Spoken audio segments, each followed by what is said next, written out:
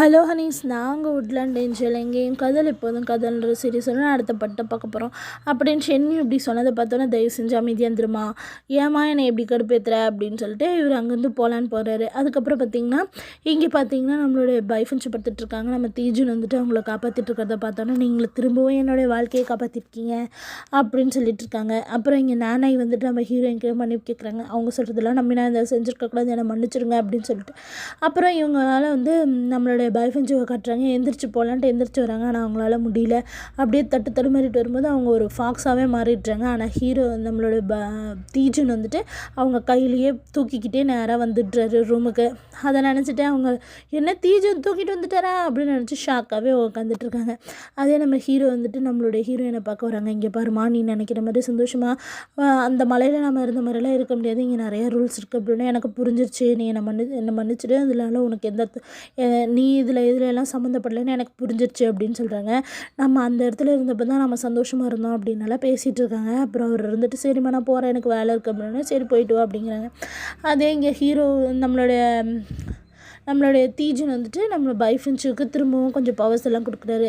அந்த சமயத்தில் அந்த ஹெல்ஃபயர் வச்சுருக்க பீஸ்ட் வந்து நேராக லீஜின் கிட்ட சொல்லுது, இங்கே பாருங்கள், அவர் போய் உங்கள் அண்ணன் வந்துட்டு மர்மைட் கிளானோட சேர்ந்துட்டு போர் புரியறதுக்கு ஆரம்பிச்சிட்டாரு, அவங்களோட தான் இருக்கா நான் பார்த்துட்டோன்ட்டு அப்படிங்குது. அதே உடனே நம்மளுடைய லீஜியனுக்கு தெரிஞ்சோடனே அரசர்கிட்ட நான் போய் பேசணும் அப்படின்னோடனே இந்த பொண்ணு திரும்பவும் வந்து வாழ்னு கத்துது. ஷென்யோ பார்த்தோன்னே நீ தானே அந்த முத்திரையை கொடுத்து அவனை காப்பாற்றி விட்ட, இப்போ பிரச்சனையே உன்னால தான், அதனால தான் நான் போய் மன்னிப்பு கேட்க போகிறேன், சும்மா நொய்யிட்டு எந்திரிச்சு படி அப்படின்னு சொல்லி திட்டி விட்டுறாங்க.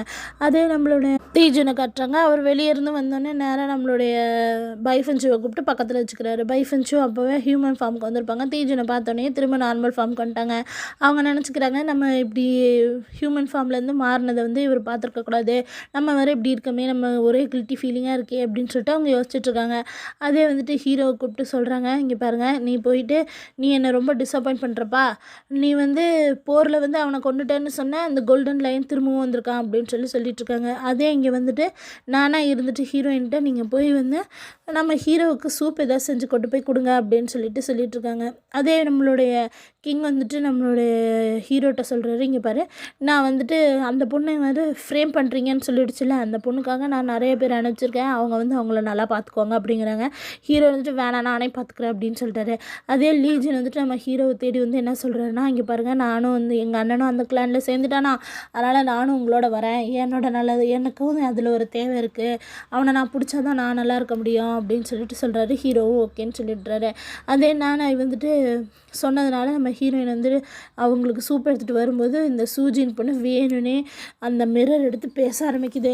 ஹீரோவும் சூஜினும் ஒரே பக்கம் இருக்க மாதிரி, ஹீரோவும் அவங்கள ரொம்ப லவ் பண்ணுற மாதிரியும் எதேச்சியாக தான் தேவையில்லாத தனமாக நம்ம ஹீரோயின் குறுக்க வந்துட்ட மாதிரியும் அப்படியெல்லாம் பேசுகிறாங்க. பேசிட்டு அதில் நீ ஏன் ஞாபகமாக தானே அவங்களுக்கு சூன்ற பேரை முன்னாடி வர மாதிரி சூசூன்னு வச்சேன், எனக்கு நல்லா தெரியும், ஏன்னா நான் சூஜினுன்றதுனால தானே, நீ தெரியாமல் தானே அதை பண்ணிட்ட அப்படின்ற மாதிரி இவங்க ரெண்டு பேரும் ரொம்ப டீப்பாக லவ் பண்ணுற மாதிரியெல்லாம் பேசிட்டாங்க. அதை கேட்டோன்னே நம்மளுடைய ஹீரோயின் வந்து அந்த சூப்பை கீழே போட்டுட்டு நேராக அப்படியே பேரஞ்ச மாதிரி ரூம்க்கு வந்துடுறாங்க.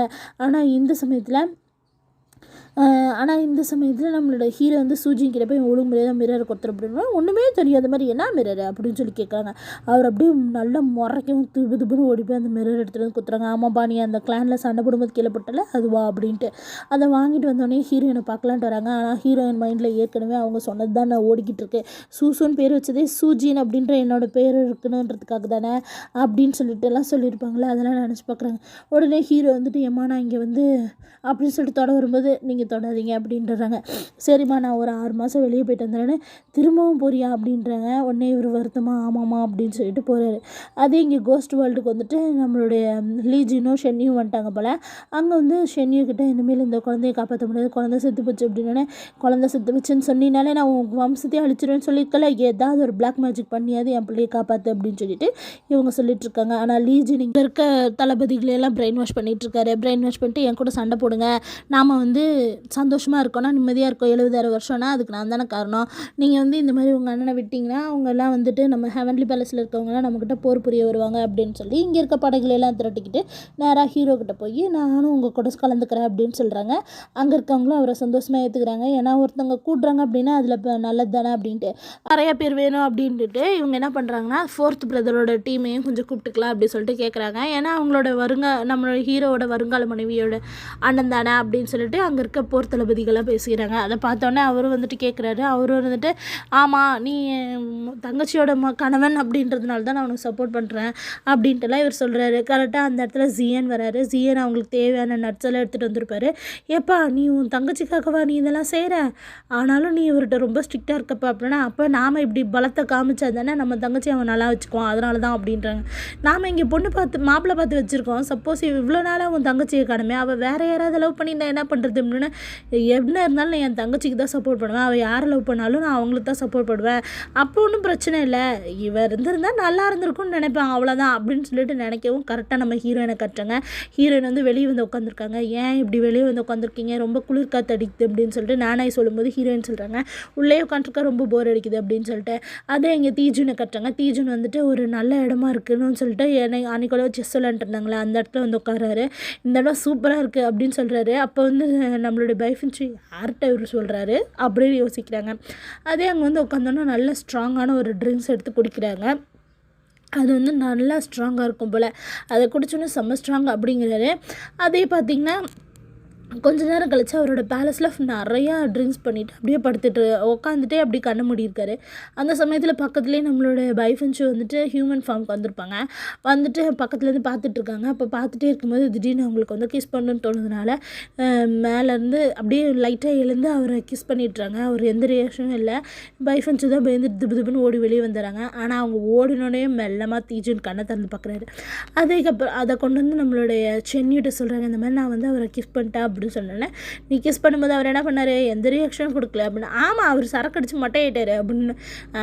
தீஜுன் வந்து எவ்வளோ ட்ரிங்க்ஸ் பண்ணியிருந்தாலுமே போர்லேயே போர் புரிஞ்சு ஜெயிக்கிற அளவுக்கு ஸ்ட்ராங்கானவர் அப்படின்னு சொல்லிட்டு நம்ம பார்த்துருப்போம். அதனால் நான் வந்து நம்ப மாட்டேன், அவர் உண்மையாலுமே நீங்கள் கிஸ் பண்ணதை வந்து தெரிஞ்சிருக்கோம் அவருக்கு அப்படின்னு சொல்லவும் இந்த பொண்ணுக்கு சந்தோஷப்படுறதா கவலைப்படுறதானே தெரியல.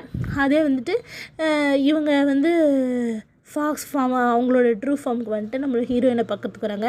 ஹீரோயின் அங்கே உட்காந்துட்ருக்காங்க. அதை பார்த்தோன்னே நீ என்னை திரும்பவும் பார்க்க வந்துட்டியா அப்படின்னா இவங்க வந்துட்டு நீ ஏன் ஆண்டியோட இடத்த தான் திரும்ப பிடிக்க வந்திருக்கா, உன்னையும் பக்கத்துக்கு நான் ஏன் வரேன் அப்படிங்கிறாங்க. அப்புறம் சொல்லிட்டு அங்கே வந்து உட்காந்துக்கிறாங்க. அப்போ வந்து இவங்கக்கிட்ட அந்த ஃபாக்ஸ் கேட்குது, மனுஷங்கள்லாம் எப்படி இம்மோட்டல் ஆகுறதுனா அது எனக்கு சொல்லிக் கொடு, அப்போவாது நான் என்னோட ஹீரோ வந்து என்னை வந்து விரும்புவானான்னு பார்க்கலாம் அப்படின்னு சொல்லிட்டு ஹீரோயின் வந்து அந்த ஃபாக்ஸ் கிட்டே கேட்டுட்ருக்காங்க. அப்போ அந்த ஃபாக்ஸ் வந்துட்டு இதை வந்து சிம்மின்கிட்டையும் சென்னிகிட்டையும் கேட்குறாங்க எப்படி இம்மோட்டல் ஆகணும் அப்படின்னு சொல்லிட்டு. அவங்க வந்துட்டு அது ரொம்ப கஷ்டமாச்சே அப்படின்னு பேசிகிட்டு இருக்கும்போது கரெக்டாக நம்மளுடைய தீஜுனை பார்த்தோன்னே இவங்க 2 பேரும் அது இதுன்னு பேசுகிறாங்க. அப்போ வந்து இவங்க வேறு ட்ரூ ஃபார்முக்கே வந்துடுறாங்க. நம்ம பைஃபன்ச்சும் இந்த ஃபாக்ஸ் அழகாக இருக்குன்னு கொஞ்சத்துக்காக வந்தோம் அப்படின்னுட்டு பேசிவிட்டு கடைசியில் சிமின் கையில் கொடுத்துட்டு ஓடி போயிடுது சென்னியும். அப்போ சிமின்ட்ட ஏன் உனக்கு இந்த ஃபாக்ஸ் ரொம்ப பிடிச்சிருக்கானு, ஐயோ இல்லைப்பா சும்மா தான் வச்சுருக்கேன் அப்படின்னு சொல்லிட்டு திரும்பவும் கொண்டு வந்து நம்மளுடைய தீஜன் கையிலே கொடுத்துட்டு அவர் பாட்டுக்கு அங்கேருந்து ஓடி போயிடுறாரு. அப்போ வந்துட்டு தீஜன் வந்து அதை கொண்டு வந்து பக்கத்தில் உட்கார வச்சுட்டு புக்கெல்லாம் எடுத்து படிக்கும்போது என்ன சொல்கிறாரு அப்படின்னா,